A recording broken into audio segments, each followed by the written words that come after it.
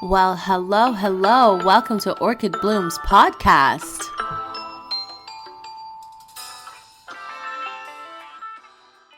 Welcome back, bloomers, to another 2026 podcast episode of Orchid Bloom's podcast. I am your host, Orchid Brown, with Orchid Bloom's podcast. You can find me on TikTok, X, and Blue Skies at Orchid I Brown. Today's episode is called People of Color in the Workplace. Not Black women in the workplace, not women of color in the workplace, but people of color. Originally, this podcast episode was supposed to be named Black Women in the Workplace because I specifically wanted to focus on who I am as a person and what I have experienced. Then I started to really think about the conversations that I have had with people out in a real world, outside of this podcast episode, and their culture. And I realized that not all of the people that were experiencing the things that I had experienced were Black. They were not Black women. They were Asian, Indian men, Asian women, Asian men, and they were all from different walks of life. And because they were all from different walks of life and they were telling me about their experiences, I realized that, what I'm experiencing is not just a Black woman thing. So when I was writing this podcast episode, I thought, maybe putting Black woman in the workplace as the title may not be correct, because a lot of people experience this who are people of color. And so I don't want to take away from their story and what they have been through and just solely put it on the backs of Black women. We've done this time and time again. People of other cultures have done this time and time again. And I did not want to perpetuate that type of behavior towards Black women. As a Black woman, I don't appreciate taking on any burdens. I want to recognize that we are not the only one, and that other communities suffer and struggle just as we do. So that is the reason why I changed the title. And as I was writing this podcast episode, I kind of took into consideration what I have heard, what has been shared with me from different cultures, and what I have experienced. I wanted to take this opportunity to say at the beginning of the podcast episode that this is not an attempt to water down anyone's experience. This is not me stepping away from the reality Black women face. This is me naming a pattern that I have witnessed across racialized communities. I may share stories that I have personal experience. Others are things I have witnessed happen to other people of color in professional spaces. This episode is not about centering myself. It's about naming what happens so it can stop being dismissed, minimized, or normalized. If you've ever felt uncomfortable at work but couldn't explain why, this episode is for you. So the first thing I wanted to do in this podcast episode is to revert back to the original language of what people of color has to experience. The terminology is very important. Now, the one thing I noticed in society is that when people of color are talking about the things that they're going through at work, they tend to say, it's just a harassment or bullying. They're trying not to say the word that is a proper description of what they're experiencing, and that is abuse. So what we mean by workplace abuse. When people think about abuse, they usually think of something loud, obvious, or extreme, but workplace abuse is often subtle, strategic, and socially acceptable. And I need you all to understand what you have experienced is abuse. Workplace abuse is any repeated, unreasonable behavior directed towards an employee that creates a risk to health and safety, encompassing physical, sexual, psychological harm, including bullying, harassment, intimidation, and discrimination. Designed to demean, control, or isolate someone through actions like constant criticism, sabotage, social exclusivity, threats, or unfair workload. All of these fall under the term workplace abuse. Now, I want us all to stop gaslighting ourselves because we've been doing this for years. And honestly, we need to stop. We need to get over it. We keep giving grace and privilege to people that are doing wrong to us, and we're not giving grace and privilege and compassion to ourselves, but we're willing to give grace and compassion to them. It needs to stop. Stop condoning abuse. We don't like it when our family members go through it. We don't want our children to go through it. So why are we going into the workplace and condoning such behavior? When these people show you who they are, believe them and treat them accordingly. They are not children. They're not even your children. You give more grace and more compassion to people you don't know than your own family members and your own children. It needs to stop. It genuinely needs to stop. You need to stand for something. So stand on business. When it comes to workplace abuse, stand on business. Stand up for yourself. Stop allowing this to continue and making up all these excuses for yourself and for them for the way that they're treating you. Stand on business. Name it for what it is. Name what they're doing to you. It's called workplace abuse. Go into details. Break it down. Make it known and make it obvious that this is happening and you do not condone this type of behavior. And if they want respect, they're going to have to give it, because at the end of the day, workplace abuse is just another form of disrespect. So at the end of the day, why should you respect people that clearly don't respect themselves, respect their image, their reputation, and they clearly do not respect you? Stand on business. Stop gaslighting yourself.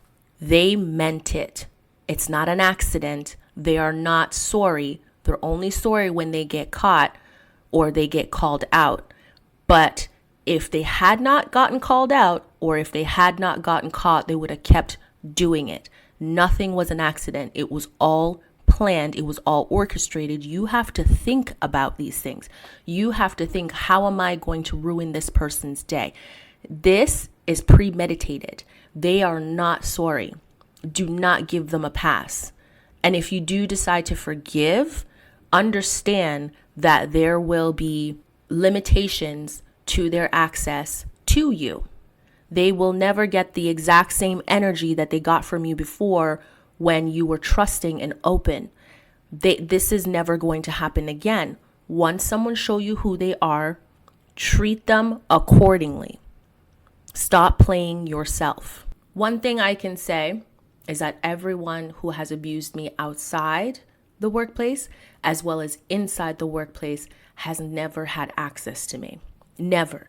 No amounts of I am sorry for what I did has ever changed my mind. I stand firm. I stand on business. Because at the end of the day, the only person that's protecting me is me. The only person that is supporting me is me. The only person that's going to save me is me. And I have to take this into consideration when you come to me with your woe is me and I am sorries. You understand what I'm saying? So I really hope that while you're listening to this podcast episode, you understand the severity of what they did to you.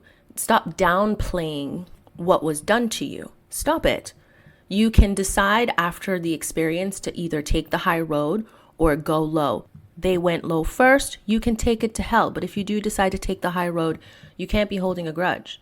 You can't be thinking, oh, this happened to me, and holding on and letting that feeling fester inside of you. Don't do it. If you're going to take the high road, release and move on. We don't need to stay in this place. Once we have walked away from the situation, walked away from these types of people, there is no friendship. There is no communication. You see me in public, understand, I don't know you. I don't even like you as a person. You've already showed me who you are, and I would never want to associate myself with you.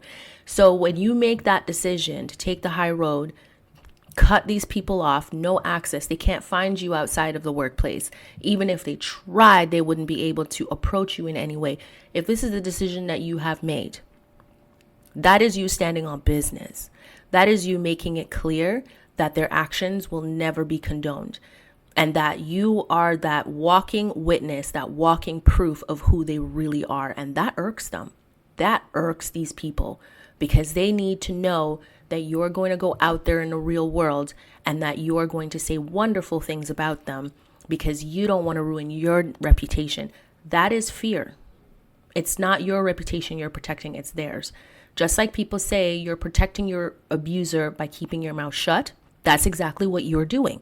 They are abusers. Stop showing them grace and compassion when they would never show that to you. They would never give that to you. And if push came to shove, they would talk mad shit about you after you're gone. So why the hell are you trying to protect a reputation of people that don't respect themselves, and they're also not protecting their reputation? Why would you do that?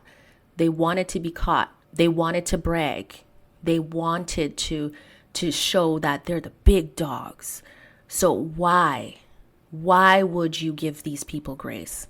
It's time to stop. Stand on business. Now let's break down workplace abuse a little bit more. When it comes to overt forms of abuse, this includes verbal abuse, slurs, sexual harassment, threats, open hostility. These are the things people recognize more easily because they're harder to explain away. Covert forms, things like microaggression, stereotyping, excessive scrutiny, and constantly having to prove competence. That is what we experience most often, because again, these people are trying to hide their abuse. They're trying to hide what they're doing to you. They just want you to feel it. They don't want to get caught. So being spoken to differently, being questioned more, being watched more closely is also a form of abuse. That is covert form. Another breakdown for workplace abuse would be bullying and psychological abuse. So spreading rumors, constant criticism, isolating individuals, setting impossible deadlines, sabotaging work, or belittling opinions. Harassment is also on the list. Unwanted conduct based on protected characteristics, so race, gender, religion, etc., including offensive jokes and discriminatory comments.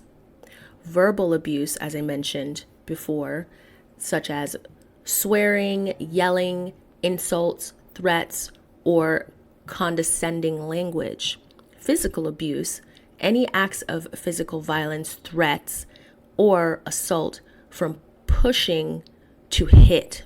Sexual harassment, unwanted sexual advancement, touching, or remarks. Cyberbullying, using emails or social media to harass, threaten, or embarrass someone. That is also considered abuse. Common behaviors, undermining work.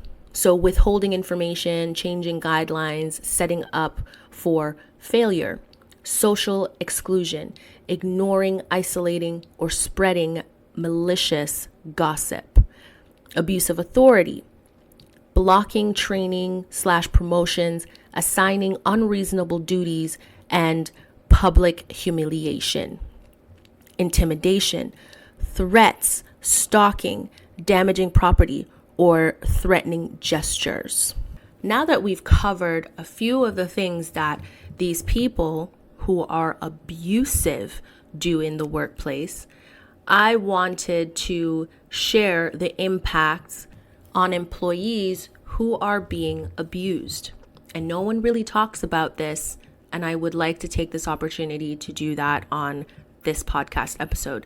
The psychological abuse that impacts employees and how you feel it in your day-to-day life is that you have stress, you may develop PTSD, anxiety, and depression.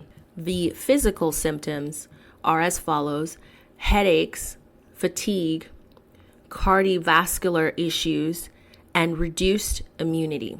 A lot of people don't talk about that often, and we should, because our society is struggling right now with a lot of people just getting ill with stress, going on stress leave at work. Their immunity is down, so they're always getting sick. And, they're trying their best by taking vitamins and trying to figure it out. But we live in a society where stress is a form of caffeine for a lot of people. People do get addicted to stress and they work themselves to the bone till they get sick and they die. I am still waiting for the day when doctors and people come out and start talking about the negative effects of stress in your life and how it leads to death, so people can take this seriously. We need to take this seriously because there's too many people out there who develop cancer and get so sick because they've been stressed for years and their body just couldn't take it. So it started to develop issues that lead to bigger issues. And because we're not taking care of the little issues, we tend to just go, oh, it's fine, we're young, years pass, all of a sudden you have cancer and you're about to die. We need to start taking this seriously. And to clarify, I'm not trying to say that your workplace and, the people in your workplace that are causing you workplace abuse are trying to kill you, but they are. They are. They're trying to, they hate your guts. They want to kill you. And if you're looking at your situation, as I just said, which is that they're trying to kill you. They're trying to kill you. If you're looking at it from that point of view, now is the time to consider withdrawing your grace, your compassion. It's time, because I don't think they'd care if they found out you were sick and dying. They may come over and put on a show for everyone to see and then somehow forget all the abuse they put you through. But deep down, they don't care. So I really need you to process this and reconsider it and understand that they don't deserve your grace and compassion. They don't. They know exactly what they're doing. Now, another form of abuse, which we've all experienced, is career harm. It is what most people can identify with, no matter what culture you're from. Denial of career opportunities is what falls under career harm. Unequal pay, being passed over despite qualifications, performance reviews that don't match your actual work. That all falls under career harm. That is abuse. And I wanted to take this time to just kind of, elaborate a little bit more on social exclusion. So when it comes to exclusion and isolation, they are a form of abuse. And I wanted to make that clear. I don't want you to think that you being left out or being excluded from your coworkers in the workplace is normal. It's abuse. Being left out of meetings, being excluded from informal networks, being ignored until there's a problem. All of a sudden, they remember you. They remember that you are the problem solver. You fix things. Silence can be violence in professional spaces. Now, I shared that, but personally, I've said it in previous podcast episodes, I don't mind being excluded. I don't mind being isolated. The reason why is because I protect my peace. If you really think about it, and this is something that I thought about at that shithole that I worked at before, I felt that I had more peace when all the fuckers stayed away from me. And it was so wonderful. It was like a mini vacation because they're not coming over and telling you their business, gossiping about somebody else, talking shit about somebody else, playing these games, with you back and forth, trying to get you to get involved and speak your mind about things that are above your pay grade. You're not getting paid for it. So why the hell would you give solutions? Why would you even bother trying to fix a problem that they clearly don't want to fix? They just want to waste your time. When I come into work and I just focus on doing my work, I feel so much more at peace, so much more at peace. And so whenever I hear people, talk about how they feel being excluded and feeling isolated at work, for me, it's like, how are you not enjoying that peace? Like, why would you want to be surrounded by toxic people, having toxic people constantly coming into your energy? If they leave you alone and exclude you from meetings, it means that when things aren't done, you can throw those motherfuckers under a bus and say, oh, I wasn't invited to the meeting. And you have proof that you weren't invited to the meeting. So when they start trying to pin stuff on you, guess what? You were not invited to the meeting. It's okay if they go out together and exclude you. Oh my gosh, you save money. Because let's be real, they're not paying you well enough to be able to go out constantly eating and drinking with people. The company's not even covering the food and drinks. They're not. It's going to have to come out of your pocket. And how much stressors do you have in your life outside work? How many bills do you got to pay? You got student loans, you got to pay that too. So having them exclude you from, coworkers going out saves you money. There's so many benefits I found for me personally. I saved time and energy, and I got to keep my sanity, and I had peace of mind. I promise you, those were the best days when these people stayed the hell away from me. If it's really affecting you on a level where your emotion is just completely out of whack and you find yourself so sensitive over this, it means that you need to get out of work and go find a life. And when I say, get out of work, I mean outside of work, you should have your own friends. You should have your own life. You should have hobbies that make you happy. This is a part of a balanced lifestyle. So when you come to work, you treat the people at work not like your family or your friends, because they're not your family and they're definitely not your friends. You go to work, you do your job, and you leave. You're nice, you're civil, you do what you need to do. But other than that, you keep it, you have boundaries. You have boundaries. These people don't know you. They shouldn't know you. They shouldn't know your personal business outside work. You should have a life outside work. So when they all go out and do what they need to do, you're going home and you're investing your energy and your time into people that love you, people who you love back, or your hobbies, things that you're doing that brings you so much joy. You don't need these people. They're just coworkers. Yes, you see them Monday to Friday for 8 hours a day, sometimes a little bit longer because you're doing overtime. But the fact of the matter is, these people are not your friends. They are not your friends. These are not people you hang out with outside work unless they decide that they want to go on a group gathering outside to spend money. And you're getting paid peanuts. So don't feel a way about it. I promise you, if you really sit down and you think about it, there is so many blessings to being excluded. So many blessings from being isolated from toxic people. Don't let them make you sick. Now, I want to make this clear. All of this does not only come from white people. And I know that a lot of the conversations that we've been having with people of color over the years is always saying that these white people are doing this to us. This is the part of the conversation that makes people uncomfortable, but it needs to be said. People of color can and do harm to other people of color in the workplace. How do they do that? There are 4 forms that can do harm: colorism, classism, respectability politics, and internalized racism. So I'm just going to break down the last 2 because the first 2, everyone should know what that means at this point. This is a conversation that has been happening for years. For years, we grew up in households where we hear our parents talking about colorism and classism. So there's no excuse for you not to know what it is. So respectability politics is a strategy where members of a marginalized group adapt behaviors, appearances, and values of the dominant culture to gain acceptance, prove they aren't bad or stereotypical, and achieve social mobility. But it often fails because the dominant group's standards consistently shift deliberately. I have to throw that deliberately in there. They're doing it deliberately.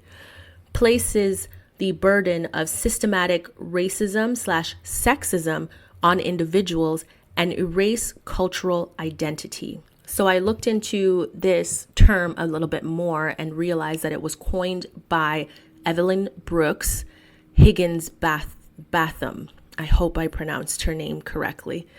It emerged from Black women's effort to combat stereotypes of immorality by emphasizing piety and propriety. But critics argue it's ineffective and harmful, punishing those who don't conform or ignoring the root cause of prejudice. And a lot of people are trying really hard to not use the word prejudiced, but that is what it is. Research the word. That's what it is. Start using the correct vocabularies for what you're experiencing. Now let's move on to internalized racism. Internalized racism is when individuals from marginalized racial groups unconsciously or consciously adapt negative beliefs, stereotypes, and attitude about their own racial or ethnic group, accepting the dominant culture's bias ideas about their inferiority, leading to self-devaluation, shame, and cultural rejection. This phenomenon stems from living in a racist society where racial hierarchy are reinforced, causing members of oppressed groups to internalize messages that devalue their identity, appearance, or culture compared to the dominant group. I am always sad when I meet these types of people because it's clear they just don't like themselves. They don't like their family. They 100% don't like themselves. They go out of their way to disrespect themselves in hopes that they will be received by a group of people who never accepted them. Listen, I'm Black. You can come up to me as a white person and say to me, "Oh, Orchid, you're so articulate." The only thing you're telling me is that you're ignorant. For you to think that, all Black culture, all Black people aren't multifaceted, that they're not educated, just because you saw a stereotype on television or in movies, it does not represent an entire community. It just means that you're ignorant for saying that. So of course, because I know you're ignorant and you're not very intelligent, I am going to respond by, "Oh, thank you so much." But really, it's code switching. Everyone code switch.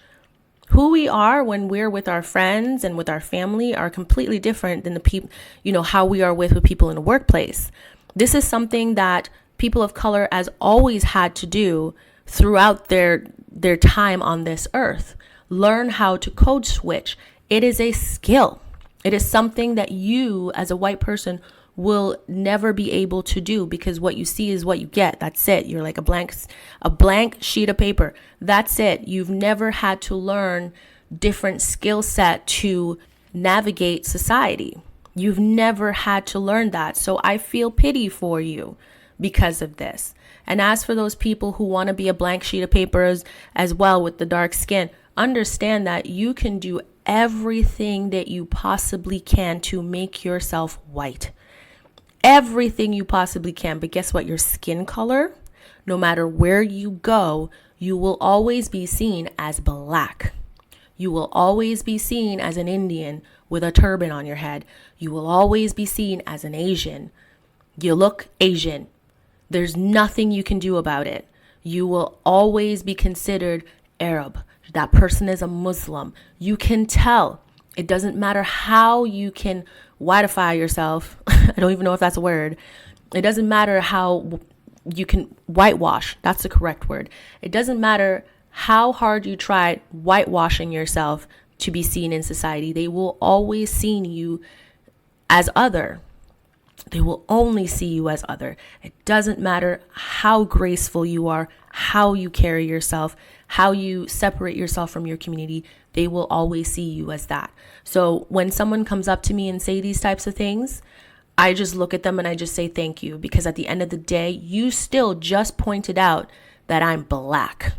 So the key points or aspects that I would like you to take away from internalized racism are self-devaluation, embracing dominant culture, internalized oppression, emotion toll, and behavioral patterns. Both of these points reflect a podcast episode that I did last Black History Month of 2025 called House Slave. And I wish I had taken the opportunity to include respectability politics and internalized racism, but I was in a rush, and these are weekly podcast episodes, so I was not able to articulate what I really wanted to say about house slaves in that podcast episode. So definitely go back and listen to House Slaves and let me know what you think. But I am very happy that I was able to touch on those 2 points in this podcast episode. So let's talk about the psychology, not to exclude or excuse the behavior, but to recognize it. A lot of workplace abuse is rooted in security, fear, and power. And this is the part that always threw me off, because I'm like, power over people, or power that you want in the organization. The person that has the most power in an organization are the people that can rally the masses. So as much as we would like to think that the CEO or the people at top or the people at the top are the ones with all the power, they have the title and they get paid the big bucks, but they personally don't have the power. They're in a position where if the masses was to turn against them, they wouldn't have a job. So when it comes to talking about power, I'm looking at power as people who can control the masses. And as I pointed out in previous podcast episode, who wants that? Who the hell wants control over people? Y'all are so fickle, and y'all are too much. Who wants that many children? That many people under my control? Nah, I don't have the time to control, how you behave at work and what you do outside work. Nobody got time for that. I don't find that power. I consider that to be a burden, a complete burden. It means that I have to put in more work. I don't want to put in more work. I want to be lazy. I want to be soft. I just want to put my feet up and not do shit at all. That's what I want to do. So people who feel threatened often project. People who lack authority often over control. People who feel insignificant often demean others. Some of this behavior aligns with narcissistic traits, entitlement, or unresolved trauma. And oh my God, do you know how many people they put in a position of management with unresolved trauma? It's crazy, just crazy. And yes, some of these people genuinely need therapy. They do. You need to go, find a diagnosis for what the hell you have, take some medication, and take some therapy. You need to work on yourself. Understanding the psychology behind abuse does not make it acceptable. It makes it identifiable. My issue is that when I experience these types of abuse, I always think this person has a mental illness. I will automatically go to, you have a mental illness. Oh my God, you're mentally ill. Automatically. But mental illness does not automatically make someone abusive. And that is something that I kind of need to correct in myself. I don't even know why I said kinda. It's not a kinda. I need to correct this in myself. But I need to take the mental illness, oh, you have a mental illness part out of it and just say, you are ill. That's as far as I can go. You must be sick. You must be sick, So, or change it to the audacity. You have the audacity audacity. Change it to that, because then it doesn't equate their actions to specifically that they have mental illness. I gotta be somewhat kind, I think. And I find that this is an important distinction that I need to correct in my life. And so over the years, I've kind of learned that I genuinely don't like bullies. It just triggers something in me, and then I become a bully myself.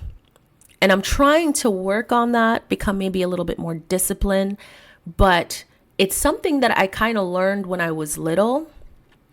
Whenever I'm being bullied by family members or people outside that I don't even know, they're not even my friends, and they're trying to bully me, I found that, this persona would come out, and this persona is a bully.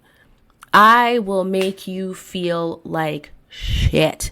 I will make you question your life's purpose. And I make it my mission to make sure that you understand that bullying is never acceptable. And I don't know why I do that, but that's what I do. I am genuinely not the person to mess with. And I find that a lot of employees who have crossed a line they shouldn't have crossed, and they've gone into a bullying and harassment, have felt my presence. They have felt the aura shift from being a kind, respectable person with them to being a complete bitch. I'm currently dealing with that at work right now. There's a female that I work with who is a bully, and she always bullies everyone around her. She doesn't realize that nobody likes her because everyone just smiles to her face and go, ha, ha, ha, ha. Yeah, and she's a person of color as well. And she met me and realized that I'm not kissing her ass. I don't even like her. I don't look at her. I don't call her when I need help. I don't acknowledge her existence. And the more she realizes that I was treating everyone better because they're more genuine, they're more authentically themselves. They're not fake, and they're not trying to seek control to make up for what is happening in their life. They're all going through something. We are all going through something. But when you bring that garbage to work, you and I will never click. We'll never click. But I watch her gossip, bully, and treat other coworkers in a way that I was like, girl, don't make me catch you in the parking lot. You talk to me like that, I will catch you in the parking lot, So I just kind of released her and realized that this is a person that I want to stay away from, because this person is going to trigger the bully in me. And when that bitch comes out, you will regret it. Anyways, she started stalking me and following me all around work, going out of her way, trying to get information on me, trying to ask anyone that she sees me talk to see if she can get information on me. And I was watching all of this, and people always think I'm not observant. I'm watching you. I'm watching your every move. I know who your friends are. I've even met your family. 3 of her kids came in. I made sure I go over to them and I spoke to her children. I'm that girl. You do not want to start with me. And I know all of her business. I made it my business to know her business. Since she's looking at mine, I'm going to get all the dirt on you, girl. So I got all of it, and I'm watching her. But of course, I'm very good at hiding that I'm not watching you. So at some point, she started stalking me. She started following me around. People started noticing.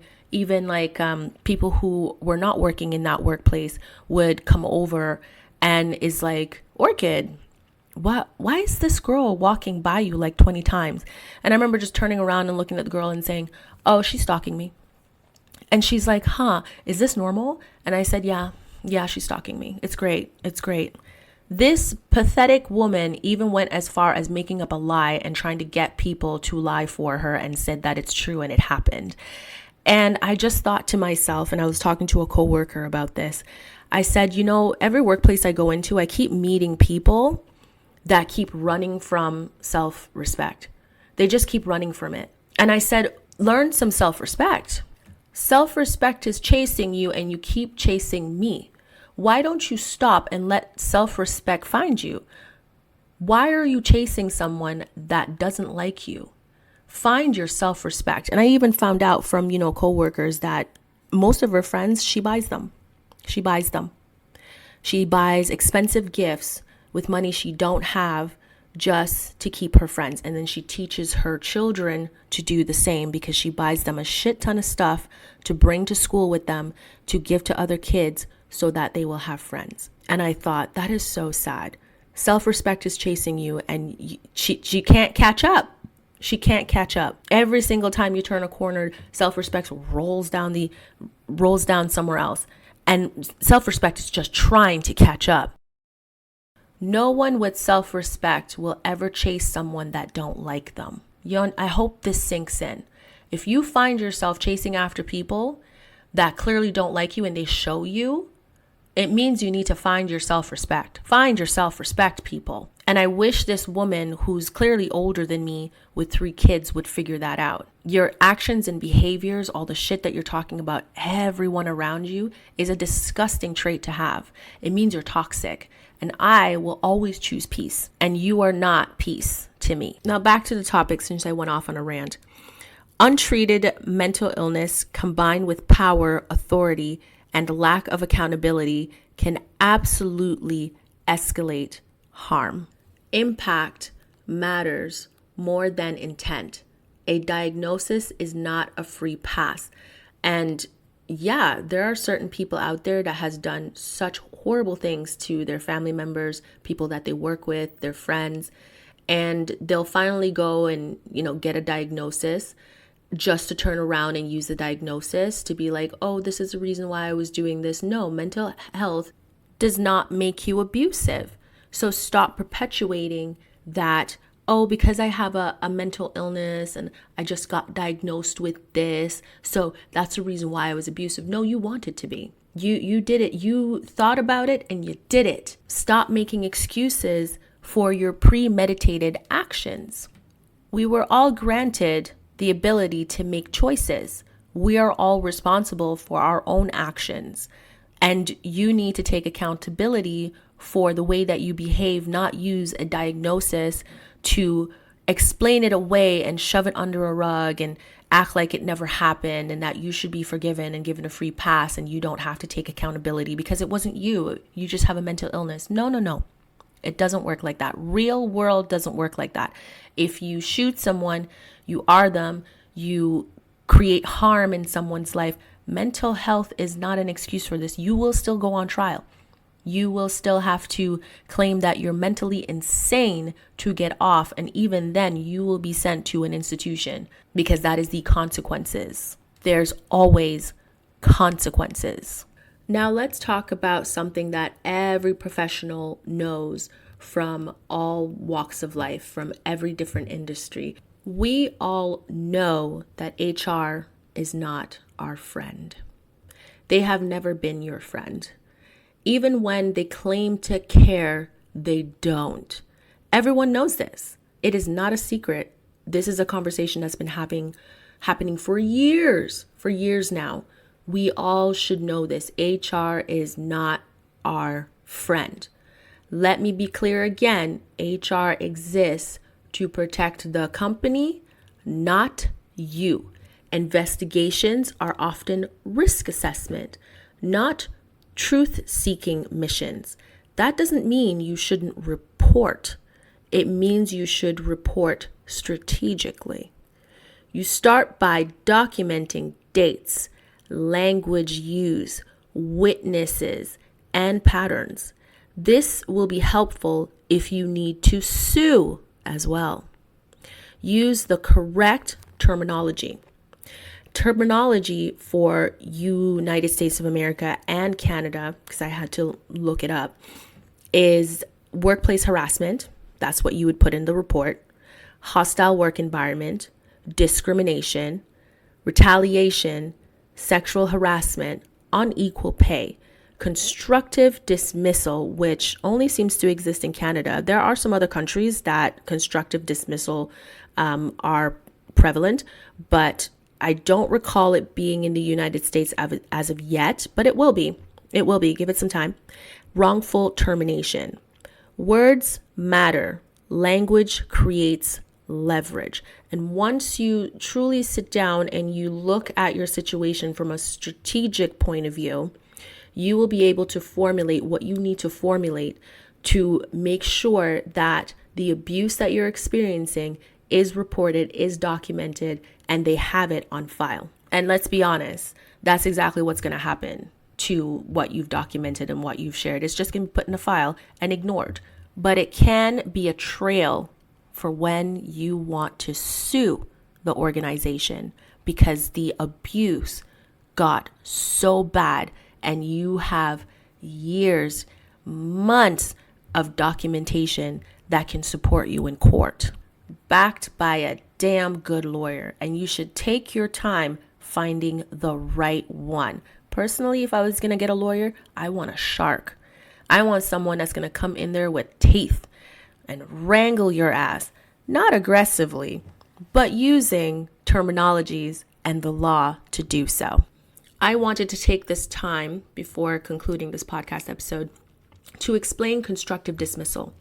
In Canada, constructive dismissal occurs when an employer makes significant unilateral changes to an employee's fundamental job terms or creates an intolerable work environment, forcing the employee to resign, with the law treating it as an involuntary termination, entitling the employee to similar severance as a wrongful dismissal. Now, when I heard the term, I didn't understand, so I really had to look it up. And I figure if I have to look it up, it means that some of you who are listening to this may not have heard of it before, and this would be a great opportunity to tell you about it. Now, I started thinking about conversations that I've had with industry professionals from different industries. And I thought, where have I ever seen this before and maybe just didn't know the name of it? And I recalled years ago having a conversation with someone who experienced this. And at first, again, we weren't using constructive dismissal. We were just kind of shocked because we've never seen this before. And we were having the conversation and she was telling me that, she went on vacation and she came back from vacation happy and, energized and rejuvenated, just to find out that they changed her position, changed the task, edited the responsibilities, and also even changed the educational requirement for the role while she was still in the role on vacation. And then they came to her and they said, yeah, we made some changes. And due to the changes, you are no longer qualified for the position that you're in, but she's doing the job, right? It's kind of odd. And then they were trying to kind of make it seem like she needed to train the person who's coming in to take her job. And I was like, the fuck is this? So she's telling me about this and I'm like, wait, can you do that? Is it legal to do that? I mean, isn't that a breach of contract? Because you have a contract, your name is on it, you got the title and, your education and the role that the tasks that you've been doing in this role technically is still in the position, but isn't it a breach of contract? And I kept thinking this and I'm like, that is crazy. But I guess in their mind, they thought, okay, well, we're giving you a month to go find another position as well. We'll keep you in the role for a month, but you need to go find another position and you need to leave. But hey, when we hire somebody else who meets the requirements that we've just changed, can you train them? It was just odd, just so very odd. But now through this podcast episode and learning about constructive dismissal, I finally know what the terminology for what my friend was explaining to me, explaining that was happening to her in real time to me, and I just couldn't put my finger on it. So it's constructive dismissal. That's what it is. So the key elements include a fundamental breach of the employment contract. See, I knew it. Like pay cuts, demotion, major role change. But with her story, they didn't demote her. They didn't even cut her pay. They just did major role change and asked her to basically go find somewhere else to work and get out. And they did this without consent behind her back while she was on vacation. They waited till she was on vacation to do this. And the employee learns about the situation and becomes untenable. So let's move on from that story, because I mean, the only thing I can say that came out of it was that she did find another job and she got out of there as soon as possible. She didn't give a fuck about training. Training who? Training somebody else to do my job after you decided to do this behind my back? Do this to me behind my back? Why should I show you any loyalty? Get out of here. It's always the people that are disrespecting you and showing you that they don't respect you that are turning around begging for respect from you. Very odd people. But let's move on. Stereotyping is often the foundation of something bigger. It's how someone becomes difficult, unprofessional, and not a good fit without evidence. And I've spoken to so many industry professionals who have this on their performance review. Oh, she's difficult. Oh, she's so unprofessional. She is just not a good fit, And so this can turn into reputational change. I'll talk more about this in future episode because character assassination deserves its own space. So I won't go into it too much, but I wanted to mention this because this is something that people of color have to deal with in the workplace. If you're experiencing any of this, it doesn't mean you're weak.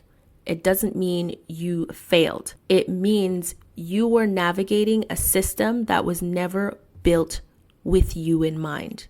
Naming these patterns and using the correct terminology is not bitterness.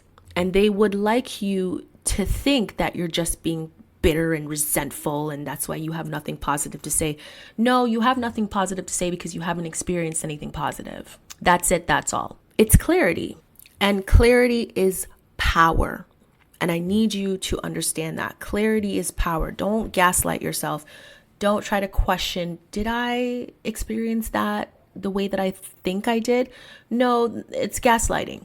It's gaslighting. What you experience is what you experience. Stick to your narrative and stand on business. That concludes this podcast episode. Thank you for joining me today on Orchid Bloom's podcast. Your support is appreciated. Take this time to subscribe, follow, rate, and leave a review on the podcast platform of your choice. Our social media pages are Orchid Bloom's YouTube channel, The Ambitious Obsession Network on Facebook, @TheAmbitiousObs on Twitter, @TheAmbitiousNet on Instagram. If this episode resonates with you, share it with someone who needs to hear it. Until next time, keep blooming, and I hope you have a splendid day.